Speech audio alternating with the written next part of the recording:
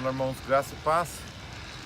Nós começamos a fazer um vídeo lá bem de frente do Acrópole, mas nós fomos impedidos porque nós estávamos com a Bíblia aberta.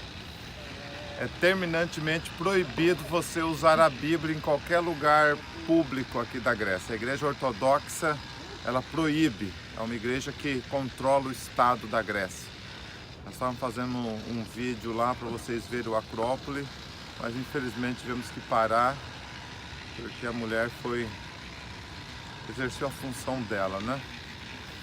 Nós estamos sujeitos às autoridades. Mas enfim, esse é o nosso papel. O apóstolo Paulo foi proibido de pregar lá e ele foi levado para o lado da cidade. Então nós estamos aqui no provável local onde Paulo pregou para os epicureus e estoicos, que o chamava de paroleiro, aquele que estava pregando uma mensagem desconhecida de um Cristo ressurreto. Mesmo texto que eu quero ler com vocês, que está aqui em Atos dos Apóstolos, capítulo 17, e o verso 15, que diz assim: E os que acompanhavam Paulo o levaram até Atenas, e recebendo ordem para que Silas e Timóteo fossem ter com eles o mais depressa possível. Enquanto Paulo os esperava em Atenas, o seu espírito se comovia em si mesmo, vendo a cidade tão entregue à idolatria. Essa mesma cidade que vocês veem aí atrás, ela fazia toda essa parte aqui. Existia mais de 500 mil de pessoas que moravam nessa Atenas.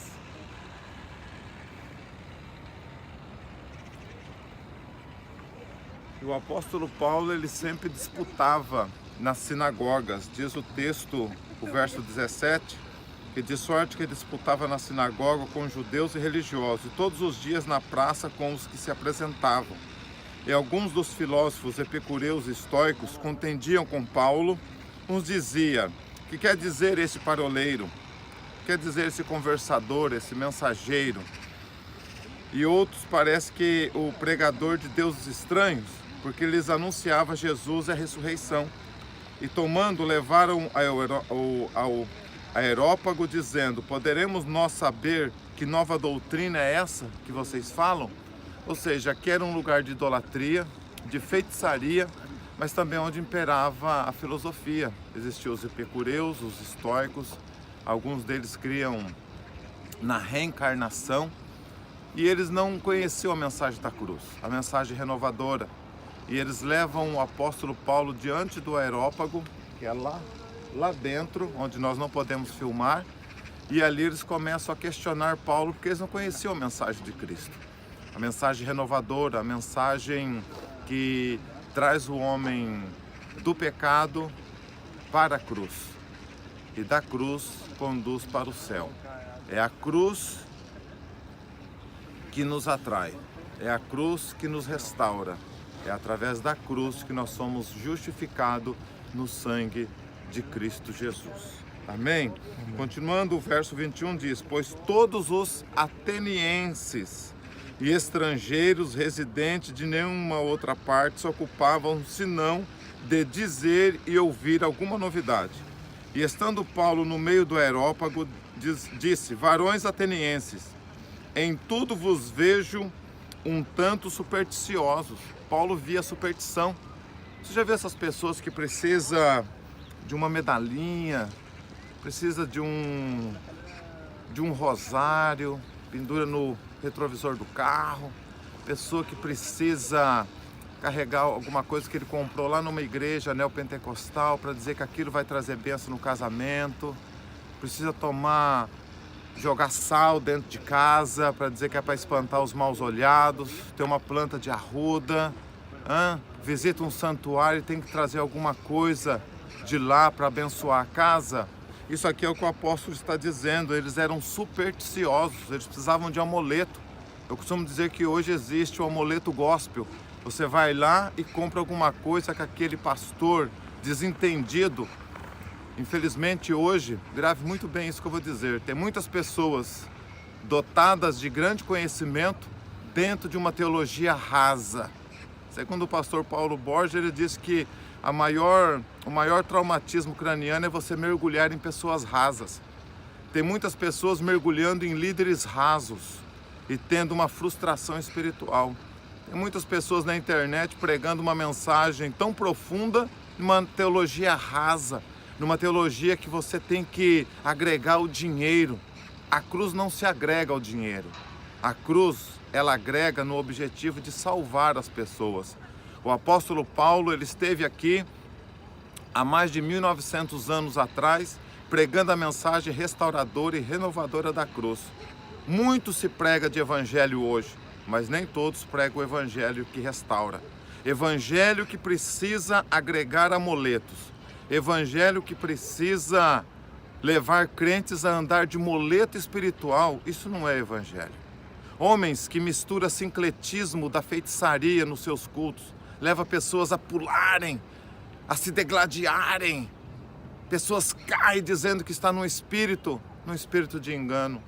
O Espírito Santo não traz contradição. O Espírito Santo não leva as pessoas à vergonha. O Espírito Santo tira você da vergonha e te leva para a luz.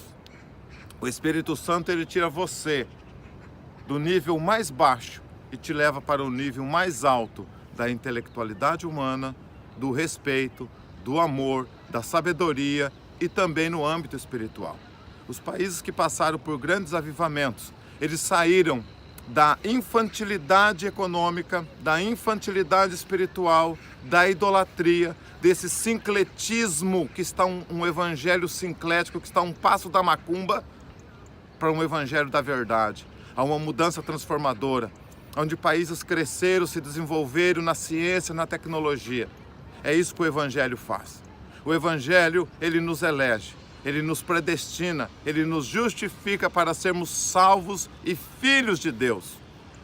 Estes marciões que levantam de um dia para a noite, trazendo mensagens de estoicos e epicureus, aonde você tem que se agregar a um espírito do engano, da mentira, aonde para você ter a presença do Espírito, você tem que rolar no chão, você tem que pular, sacudir, e quando você sai para fora, você sai a mesma pessoa depressiva, transtornada, precisando de antidepressivos, precisando de remédio para dormir. Pastores pregam, pula, sacode, e para dormir precisam de remédio. Isso aqui não é o evangelho. Homens que precisam fugir da bebida, porque um dia eles ainda não foram libertos, mas quando estão na igreja eles querem pular, transmitir uma espiritualidade de um Deus que eles não conhecem, de um Deus que eles não conseguem viver. É isso que o apóstolo Paulo veio fazer nessa cidade. É isso que eu quero que essa mensagem chegue ao seu coração. Não seja infantil, não siga esse evangelho da tendência. Levanta um, derruba, levanta outro, prega na parede, levanta outro, pula, sacode. Mas quando sai, as pessoas continuam na mesma dificuldade, na mesma vergonha, na mesma pobreza. Cristo, ele é uma realidade. Infelizmente, muitos estão fazendo algo, mas de uma forma errada. Não basta você querer construir um prédio de 10 andares com uma estrutura de 3 andares. Vai chegar um momento que ele vai cair. O Brasil tem 40 milhões de evangélicos, mas o Brasil tem 2% da população viciada no crack. O Brasil é o primeiro país em nível de depressão da América Latina. O Brasil é o segundo maior país no mundo no nível de pessoas frustradas. A indústria farmacêutica brasileira lucra bilhões fabricando antidepressivos. Para os ímpios? Não, para crentes. Crentes que seguem evangelhos da tendência. É isso que o apóstolo Paulo está dizendo aqui. Não sejam supersticiosos. Você não precisa pagar pela fé. A fé é um dom que Deus lhe dá. Romanos capítulo 5 diz que nós somos justificados pela fé, no verso 1. É a fé que nos justifica, meu irmão. Procure um pastor sério. Procure um pastor que tenha fundamentos e que não seja levado por ventos de superstições e marciãos que vêm para enganar com o evangelho do engano e da hipocrisia.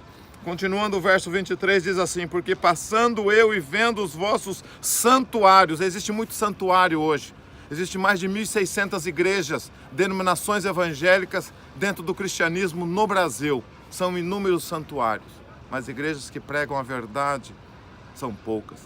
Homens que estão centrados na palavra de Deus, numa teologia cristocêntrica, são pouquíssimos.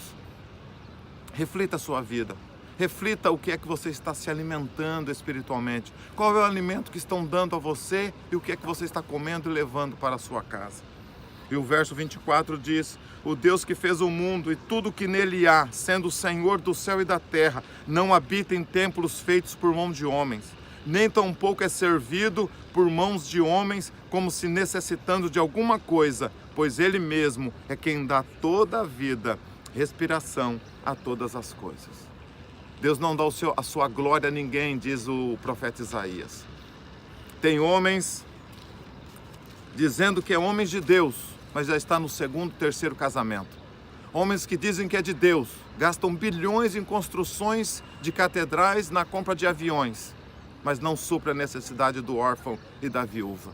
Esse evangelho é um evangelho hipócrita. Outros dizem que você tem que cobrir a cabeça para ser salvo. Outros dizem que você tem que usar aquela veste que é vendida dentro da igreja para ser salvo. Deus não dá sua glória a ninguém. Nós somos livres, o evangelho traz libertação. Estávamos presos no pecado e hoje nós somos livres para a glória de Deus. O Senhor, Ele te elegeu, Ele te justificou, Ele te predestinou.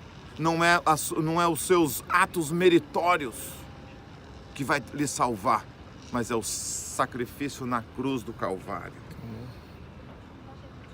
Verso 26 diz: e de um só fez toda a geração dos homens para habitar sobre toda a face da terra, determinando os tempos já dantes ordenados e limitados da sua habitação, para que buscasse ao Senhor e porventura, tateando, pudesse achar. Ainda não está longe cada um de nós, porque nele vivemos e nós movemos e existimos, como também algum de vossos poetas disseram, pois somos todos sua geração.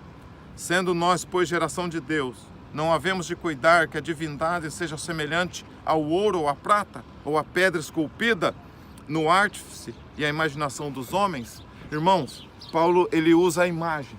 Se você observar, aquelas rochas de mármore, elas são todas esculpidas, detalhadamente, sem nenhum defeito.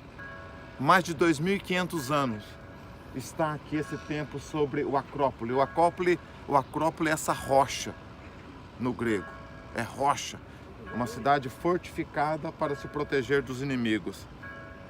Mas o verso 30, o apóstolo Paulo diz assim: mas Deus, não tendo em conta os tempos da ignorância, anuncia agora a todos os homens em todo lugar que se arrependam, porquanto tem determinado um dia em que com justiça há de julgar o mundo por meio de varão que destinou. E disso deu certeza a todos ressuscitados, ressuscitando-os do morto.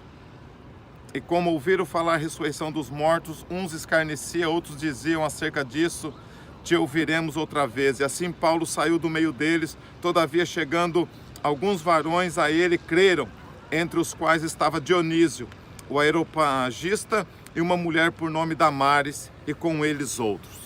A palavra de Deus jamais volta em vão. Daqui, o apóstolo Paulo, ele segue ao porto de Pireus, que está mais ou menos a uns 30 minutos aqui de carro, e dali ele segue margeando a costa até Cencreias e chega a Corinto. Eu chamo a sua atenção. Nosso objetivo é pregar a palavra mais clara possível. Não se confunda. Não se deixe levar. Cristo, Ele é o objetivo. Cristo, Ele lhe chama para ser salvo. Ouve essa mensagem, compartilhe essa mensagem, mande essa mensagem para alguém e que a palavra de Deus, ela vai transformar o seu coração.